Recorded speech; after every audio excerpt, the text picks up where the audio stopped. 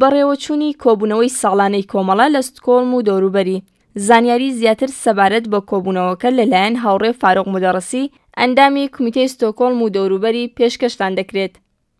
ئێمە وەکو ئەندامانی کۆمەڵە لە شاری ستۆکۆڵم و دەوروبەری دیارە بەشێکی بەرچاو لە ئەندامان نەیانتوانی بەشداری بکەن و ڕێی خۆیاندا بوو بە هاوڕێیانی دیکە چەند کەسێکیان بە بۆنەی دووری کۆبوونەوەکە و بازە کەسێکیش بە بۆنەی کاری شغڵیانەوە بۆ بابەتە و بە دەلایلی دیکەی خانەوادەجی نەیانتوانی بوو لە کۆبوونەوەکە بەشداری بکەن. بەڵام کۆمەڵێک بەرچاو لە ئەندامانی کۆمەڵە توانیان لە ڕۆژی شەممە 8 نوامبر لەسەر بانگەوازی کمیتەی دەوری پێشوو کۆبوونەوە لە شاری ستۆکۆڵم و جەلسەیەکی کۆبوونەوەیەکی زۆر بە پێز و ڕێکوپێک و خۆش بەڕێوەچوو. لە دیارە لە ئەوڵی کۆبوونەوەکەدا بە سروودی بانگەواز و 1 دقە بێدەنجی بۆ یادی ڕێزلێنان لە هەموو جانبەختکردوانی کۆمەڵە و ڕێگای ئازادی دەستی پێکرد. یەکێک لە ئەندامانی کمیتەکە ئەلامی دیارە لە پێشدا بە کاغەز پێماندرا بوو لەسەر لاپەڕێکی کە ڕێزی بەرنامەکان چۆنە و چۆن دەبێت ئەلامی دەستوری جەلسەکەی کرد و جەلسە ڕەسمان دەستی پێکرد. لە دوای گزاریشی ڕێکوپێکی ساڵانەی خودی کمیتە گزاریشی ماڵی کمیتەکەش باس کردرا کە چەندە دەرامەدی بوو چەندە خەرج کراوە هەمووش بە فاکتا و بە دەلیل و کاغەز لە اختیار ڕاستەکانی زابوو چێ چەندی یارمەتی ماڵی کردو چێ حەقی عوزویەتەکەی داوە چێ وانێکە چ پوڵێکی کۆ کردوتەوە دەرامەدمان لە بۆنەکان کە پوڵمان بەدەست گەیشتو یا خەرجێ کردراوە کولەن بڵم زۆر بە ڕێکوپێکی و بە شەش پێشکەشی هاوڕێیانی بەشدار بوو کرا. دیارە بەدوایویدا نۆبەدرا بە ڕەفیقەکان و هاوڕێیانی بەشدار بوو لە کۆبوونەوەکەدا ئەندامان هەر کەسەی تێبینی خۆی لە کۆبوونەوەکەدا باس کرد چۆنێتی لێکدانەوەی خۆی لەسەر گزاریشەکە کەم و کۆڕێکەیە بۆ تەکمیلکردنی باس کردرا و هەروە لەلایەن بەرپرسانی کمیتەکە جوابی ڕێکوپێک و بە پێز و تەکمیل دراوە بە بەشدار بووان. دوای وەیدا دیارە وەکو ڕسمی هەمیشەکی ئیسراحەتێک درا و هاوڕێیان بە دوای ئیسراحەتەکەی داهاتنەوە کۆبوونەوە و لەوێدا هاوڕێ سەلاحی بایزیدی ئەندامی کمیتەی ناوەندی کۆمەڵە کە بە هەڵکەوت و شانسی ئێمە بەشدار بوو لە شاری ستۆکۆڵم بوو توانی بەشدار بێ و گزارشێکی کە ئەندامان بتوانن جۆ بدەنێ و شتێکیان بێتە دەست لە ڕابطێ لەگەڵ ڕەوابیتی دیپلۆماسی و هەسوکەوت و کولەن فعالیەتی ئێمە لە ماوەی کۆنگرەی چاردەوە تا ئێستا پێشکەش کردرا و بە دوای ویدا چەندین پرسیار لە کاک سەلاح کردرا و ئەوش جوابی مناسبی داوە و هاوڕێیان زۆر لەو بەشەش ڕازی بوون. هەروەها لە بەرنامە و شێوەکاری داهاتوو قسە و باسێک کردرا بە کورتی دیارە پێشنەهاداتێک کردرا کە قەرار وایە لە کۆبوونەوەی داهاتووی کمیتەی ستۆکۆڵم و هیوادارم کمیتەی دەرەوەی وڵاتیش بەشداری تێدا بکە قەرارەوە بوو ئەوەش بە ڕێکوپێکی بەرنامەڕێزی بکردرێت کە لە یەک دەوری داهاتوودا چ بکەین.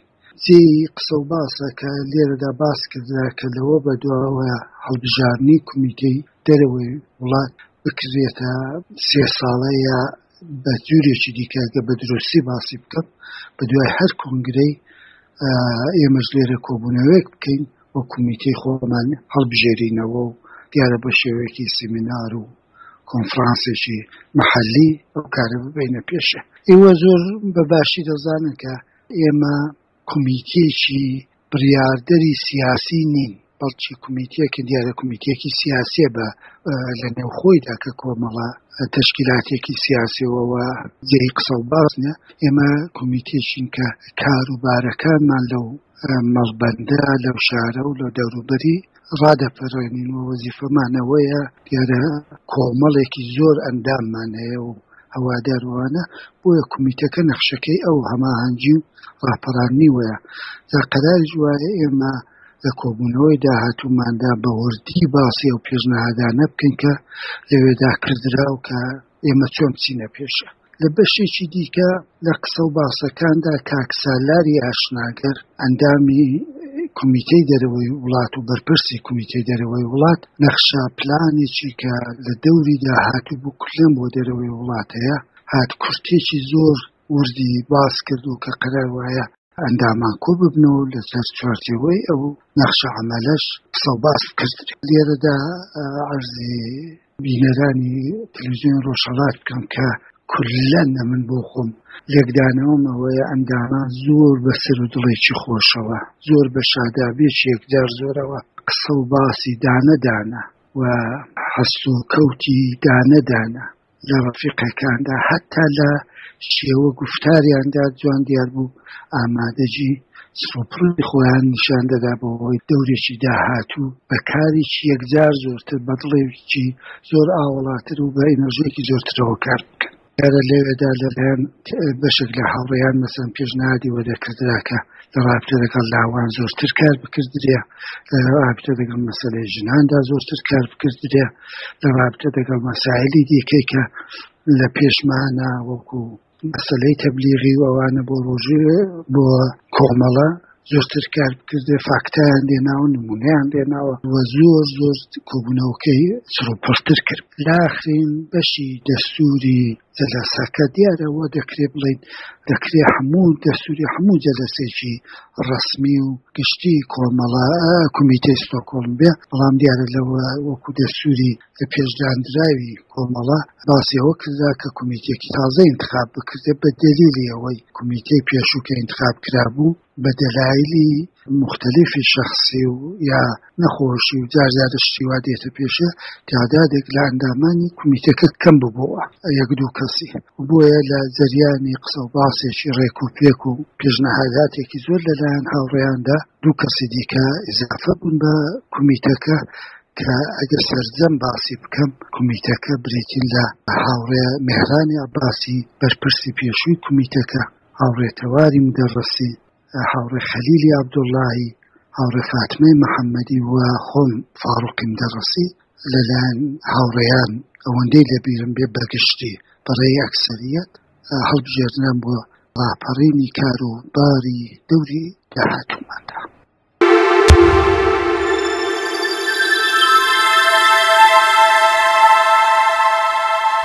ئێستاش دەقی وتاری هاوڕێ عەبدوڵڵا موحتەدی سکرتێری گشتی کۆمەڵە لە کۆنفرانسی دادپەروەری بۆ کوردی ڕۆژهەڵات لە وڵاتی هۆلەند پێشکەشتان دەکرێت. هۆلەند کرێت پێشکەشتان دەکرێت. هۆلەند کرێت پێشکەشتان دەکرێت. هۆلەند کرێت پێشکەشتان دەکرێت. هۆلەند کرێت پێشکەشتان دەکرێت. هۆلەند کرێت پێشکەشتان دەکرێت. هۆلەند کرێت پێشکەشتان دەکرێت. هۆلەند کرێت پێشکەشتان دەکرێت. هۆلەند کرێت پێشکەشتان دەکرێت. هۆلەند کرێت پێشکەشتان دەکرێت. هۆلەند کرێت پێشکەشتان دەکرێت. هۆلەند پێشکەشتان دەکرێت. هۆلەند پێشکەشتان دەکرێت. هۆلەند پێشکەشتان دەکرێت. هۆلەند پێشکەشتان دەکرێت. هۆلەند پێشکەشتان دەکرێت. هۆلەند پێشکەشتان دەکرێت. هۆلەند پێشکەشتان دەکرێت. هۆلەند پێشکەشتان دەکرێت. هۆلەند پێشکەشتان دەکرێت. هۆلەند پێشکەشتان دەکرێت. هۆلەند پێشکەشتان دەکرێت. هۆلەند پێشکەشتان دەکرێت. هۆلەند پێشکەشتان دەکرێت. هۆلەند پێشکەشتان دەکرێت. هۆلەند پێشکەشتان دەکرێت. هۆلەند پێشکەشتان دەکرێت. هۆلەند کرێت پێشکەشتان دەکرێت. هۆلەند کرێت پێشکەشتان دەکرێت. هۆلەند کرێت پێشکەشتان دەکرێت. هۆلەند کرێت پێشکەشتان دەکرێت. هۆلەند کرێت پێشکەشتان دەکرێت. هۆلەند کرێت پێشکەشتان دەکرێت. هۆلەند کرێت پێشکەشتان دەکرێت. هۆلەند کرێت پێشکەشتان دەکرێت. هۆلەند کرێت پێشکەشتان دەکرێت. هۆلەند کرێت پێشکەشتان دەکرێت. هۆلەند کرێت پێشکەشتان دەکرێت.